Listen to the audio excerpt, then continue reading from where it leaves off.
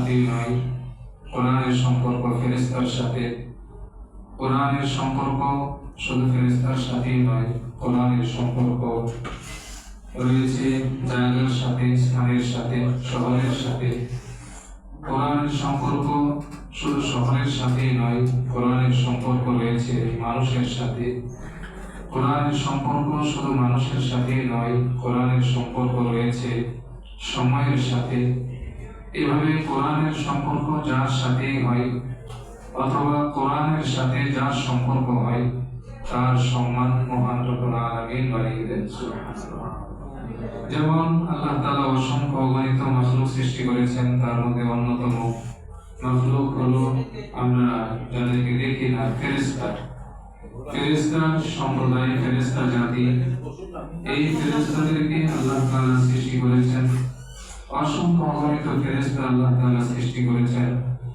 সমস্ত ফেরেশতার মধ্যে আল্লাহ তাআলা বড় ফেরেশতা হিসাবে চারজনকে ঘোষিত করে দিয়েছেন। তার মধ্যে একজন আজরাইল আলাইহিস সালাতু ওয়াস সালাম, মিকাঈল আলাইহিস সালাতু ওয়াস সালাম, ইসরাফিল আলাইহিস সালাতু ওয়াস সালাম এবং জিবরাইল আলাইহিস সালাতু ওয়াস সালাম। এই চারজন ফেরেশতা হলেন সমস্ত ফেরেশতাদের মধ্যে বড় এবং প্রসিদ্ধ পরিচিত।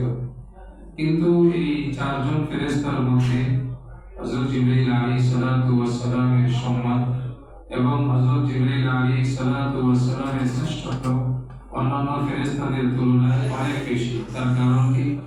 যত কারণ রয়েছে তার মধ্যে অন্যতম একটি গুরুত্বপূর্ণ কারণ হলো হযরত জিবরাইল আলাইহিস সালাতু ওয়াস সালাম আল্লাহ তাআলার পক্ষ থেকে পবিত্র কোরআনুল কারীমকে বহন করে আখিরি জামানার পয়গম্বর জনাবে মুহাম্মদুর রাসূলুল্লাহ সাল্লাল্লাহু আলাইহি ওয়াসাল্লামের কাছে নিয়ে আসতেন। এজন্য আল্লাহ তাআলা এই কোরআনের সম্পর্ক জিবরাইল আলাইহিস সালাতু ওয়াস সালামের সাথে হওয়ার কারণে জিবরাইল আলাইহিস সালাতু ওয়াস সালামকে সমস্ত ফেরেশতার মধ্যে সম্মান এবং মর্যাদার দিক থেকে সবার আগে আল্লাহ তাআলা দিয়ে এসেছেন। এজন্য হযরত জিবরাইল আলাইহিস সালাতু ওয়াস সালামকে বলা হয় সাইয়্যিদুল মালায়েকা, অর্থাৎ সমস্ত ফেরেশতাদের সর্দার। তার কারণ কি? তিনি কোরআনকে বহন করেছেন, কোরআনের সাথে তার সম্পর্ক। অনুরূপভাবে আল্লাহ তাআলা এই পৃথিবীতে 1 লক্ষ অথবা 2,24,000 পয়গম্বর আল্লাহ তাআলার পক্ষ থেকে প্রেরিত হয়েছেন। সমস্ত নবী এবং রাসূলদের মধ্য থেকে আল্লাহ তাআলা 4 জন নবীকে শ্রেষ্ঠত্ব এবং বড় নবী হিসাবে আল্লাহ তাআলা স্বীকৃতি দিয়েছেন। আসমানি কিতাব আমরা জানি 104টি, তার মধ্যে বড় হলো 4টি। এই 4টি কিতাব যে 4 জন নবীকে দান করেছেন, অন্যান্য নবীর তুলনায় এই 4 জন নবী শ্রেষ্ঠ। একটি কিতাব হলো কোরআনুল কারীম, আরেকটি কিতাব হলো জাবুর, আরেকটি ইনজিল, আরেকটি তাওরাত। পর্যায়ক্রমে আল্লাহ তাআলা জাবুর কিতাব দান করেছেন হযরত দাউদ আলাইহিস সালাতু ওয়াস সালামকে। তাওরাত দান করেছেন আল্লাহ তাআলা হযরত মুসা আলাইহিস সালাতু ওয়াস সালামের উপরে। ইনজিল নাযিল করেছেন আল্লাহ তাআলা হযরত ঈসা আলাইহিস সালাতু ওয়াস সালামের উপরে। পবিত্র কোরআনুল কারীম আল্লাহ তাআলা নাযিল করেছেন আখির জামানার পয়গম্বর জনাবে মুহাম্মদুর রাসূলুল্লাহ সাল্লাল্লাহু আলাইহি ওয়াসাল্লাম। কিন্তু অন্যান্য সমস্ত নবীদের মধ্য থেকে সাইয়্যিদুল মুরসালিন, সবচেয়ে বড় নবী, নবীদের সরদার, দোজাহানের বাদশা হলেন আমাদের নবী মুহাম্মদুর রাসূলুল্লাহ সাল্লাল্লাহু আলাইহি ওয়াসাল্লাম। তার কারণ কি? আমাদের নবীর যত শ্রেষ্ঠত্বের কারণ রয়েছে, মর্যাদার যত কারণ রয়েছে, তার মধ্যে অন্যতম এবং গুরুত্বপূর্ণ একটি কারণ হলো এটি যে মহাগ্রন্থ আল কোরআন আল্লাহ তাআলা আমাদের নবী মুহাম্মদ সাল্লাল্লাহু আলাইহি ওয়াসাল্লামের উপর নাযিল করেছেন। কোরআনের সম্পর্ক আমাদের নবীর সাথে হওয়ার কারণে আমাদের নবী হলেন সমস্ত নবীদের সরদার।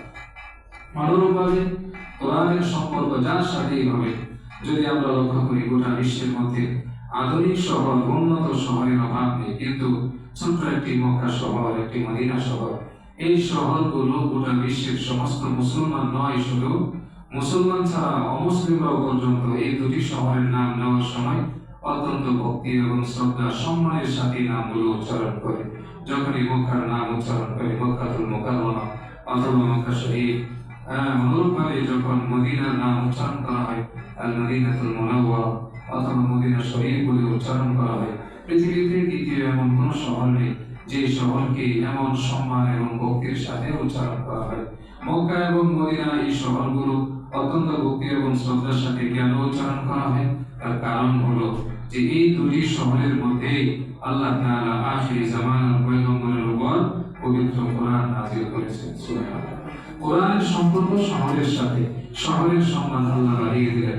কোরআনের সম্পর্ক নবীর সাথে, নবীর সম্মান আল্লাহ তাআলা বাড়িয়ে দিলেন। কোরআনের সম্পর্ক ফেরেশতার সাথে, আল্লাহ তাআলা ফেরেশতাকে সম্মানিত করে দিলেন। এভাবে কোরআনের সম্পর্ক যার সাথেই হবে, কোরআনের সম্পর্ক এই রমজান মাস, এই রমজান মাসের সাথে কোরআনের সম্পর্ক। এজন্য রমজান মাস শ্রেষ্ঠত্বের যত কারণ রয়েছে তার মধ্যে অন্যতম এবং গুরুত্বপূর্ণ একটি কারণ হলো এটি যে এই মাসেই আল্লাহ তাআলা পবিত্র কোরআনুল কারীম নাযিল করেছেন।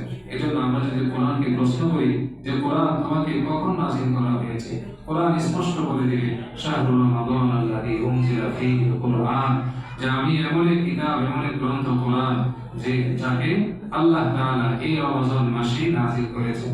আবার যদি প্রশ্ন করা হয় ওটা কোরআন কি তোমার রমজান মাস, পুরো রমজান মাসে নাযিল করা হয়েছে? কোরআন বলবে না, ওটা রমজানের মধ্যে নির্দিষ্ট একটি রজনীতে আমাকে নাযিল করা হয়েছে। কোরআনকে যদি প্রশ্ন করা হয় সেই রজনীটি কোনটি, কোরআন স্পষ্ট বলে দেবে ইন্না আনজালনাহু ফি লাইলাতুল কদর, যে আমাকে কদরের রজনীতে নাযিল করা হয়েছে।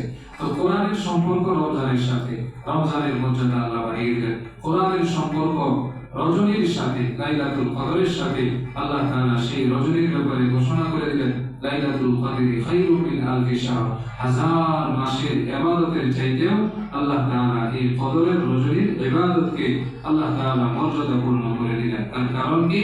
তার কারণ হলো এই কোরআনের সম্পর্ক রজনীর সাথে। এজন্য মুহতারাম হাজির, কোরআনের সম্পর্ক যার সাথেই হবে অথবা কোরআনের সাথে যার সম্পর্ক হবে আল্লাহ তাআলা তার মর্যাদা